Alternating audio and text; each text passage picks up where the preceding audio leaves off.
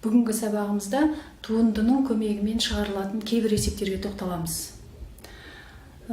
Кейбір жағдайларда белгілі бір тапсырманы, яғни шартты қанағаттандыратын сандарды немесе бір есептерді шешуге тура келеді. Ондай кезде біз x, y айнымалыны x айнымалы арқылы өрнектеп алатындай функция анықтап аламыз. Содан кейін барып функцияның жаңағы анықталу, x-тің өзгеру аралығын анықтап аламыз. Содан кейін барып берілген функцияның туындысы арқылы сол аралықтағы жаңағы ең үлкен немесе ең кіші мәні арқылы қажетті сұраққа жауап береміз. Мысалы, мына жерде мынандай бір есеп берілген. 3 оң сан берілген. Сол 3 оң санның көбейтіндісі ең үлкен болатындай қосындысы 180-ге тең болады дейді. Ол 3 оң санның қосындысы 180-ге тең болатындай етіп, қосылғыштарға жіктеңдер дейді. Олардың көбейтіндісі ең үлкен болатындай етіп. Ал екеуінің қатынасы 1-дің 2-ге қатынасындай. Енді бұл есепті шешу үшін көбейтіндісі ең үлкен болатындай деген шарт бойынша біз функция құрып аламыз. Ал ол функцияны құру үшін бастапқы берілген шарттарға қараймыз. Яғни 3 оң санның қосындысы 180 болатын 3 оң сан дейді. Яғни x-те, y-те, z-те оң сандар болады, оның қосындысы 180-ге тең дейді. Және екеуінің қатынасы 1-дің 2-ге қатынасындай деп тұр. Осы шарттар бойынша біз x айнымалы y айнымалыны x айнымалы арқылы өрнектейтіндей функция жасайық. Сонымен мына қатынастан, пропорциядан y тең 2x деп жазсам болады.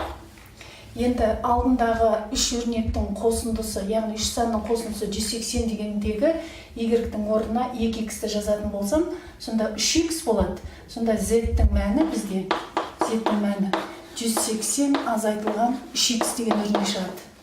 Енді осы y-тің және z-тің орнына x-ке қатысты өрнектерді жазсам, біз мына үшеуінің көбейтіндісінен функция құрып алуымызға болады екен. Және ол функция қай аралықта анықталған екенін біліп алайық. Біріншіден x оң сан дейді. Y-те оң сан, z-те оң сан деп тұр. Y оң сан болса, онда 2x оң сан болу керек. Z оң сан деп тұр. Олай болса 180 минус 3x оң сан болу керек. 180 минус 3x-іміз оң сан болу керек деген ең негізгі шарт. Осы шарт бойынша біз қажетті аралықты анықтап аламыз. Сонда x оң сан, 2x оң сан екеуінен x-тің оң сан екендігі шығады. Енді минус 3x-ті теңсіздіктің оң жағына өткізсек, плюс 3x деп. Одан кейін оны 3-ке бөліп жіберсек, x кіші 180-ді 3-ке бөлсем 60-тан. Сонда x 0-ден артық 60-тан кіші сандар. Олай болса, x-тің біз қарастыратын аралық 0-ден 60-қа дейінгі аралық болады екен. Сонымен 0-ден 60-қа дейінгі аралықтағы берілген функцияны құрастырып алайық. Сонда f от x функциясы x көбейту y-тің орнына 2x-ті жазам, көбейту z-тің орнына 180 минус 3x-ті жазамыз. Яғни берілген функцияны x айнымалысы арқылы өрнектеп алдық. Сонымен көбейтіп жіберсем, x-ті 2x-ке көбейтсем 2x квадрат болады.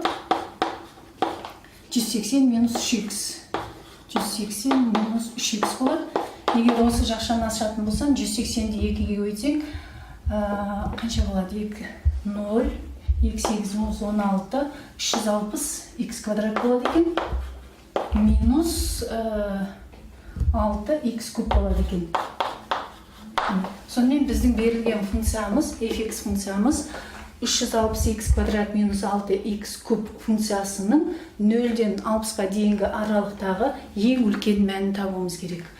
Сонымен ең үлкен мәнді табу алгоритмі бойынша бірінші берілген функцияның, яғни өзіміз анықтап алған функцияның туындысын табамыз.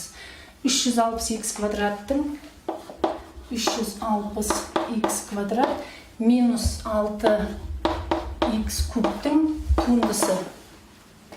2-ні 360-ға көбейтеміз, 720 x болады, минус 3-ті 6-ға көбейтеміз, 18 x квадрат болады.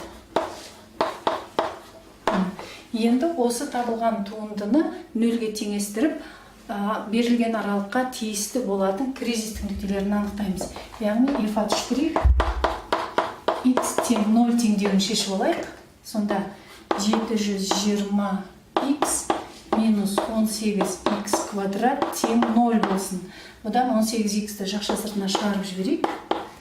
18x-ті жақша сыртына шығарып жіберсем, 72-ні 18-ге бөліп жіберейік. 40 минус x тең 0 болады. Енді көбейтінді 0 болу үшін көбейткіштердің әрқайсысын 0-ге теңестіреміз. Сонда бірінші көбейткіштен x тең 0, екінші көбейткіштен x тең 40 деген x айнымалының мәндері шығады. Енді 0 және 40 біз қарастыратын аралыққа тиісті. Олай болса, біз 0-дегі, 60-тағы және 40-тағы функциялардың мәндерін табатын болсақ, 60-та және 0-де берілген функциямыз, міне біз қарастырған функция мынау, 0 болған кезде 0 болып кетеді. 60 болған кезде тағы да 0 болып кетеді. Енді 40 болған кезде берілген айнымалының мәні 40 болған кезде көбейтіндісі ең үлкен болады. Яғни егер x-тің мәні 40 болса, бірінші қосылғыш 40 болады деген сөз. x-тен 40 болады.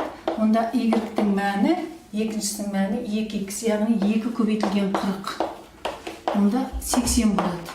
Ал z-тің мәні, үшінші қосылғыштың мәні 180 азайтылған 3 көбейтілген 40, яғни 3 көбейтілген 40 десек 120, яғни 60 болады екен.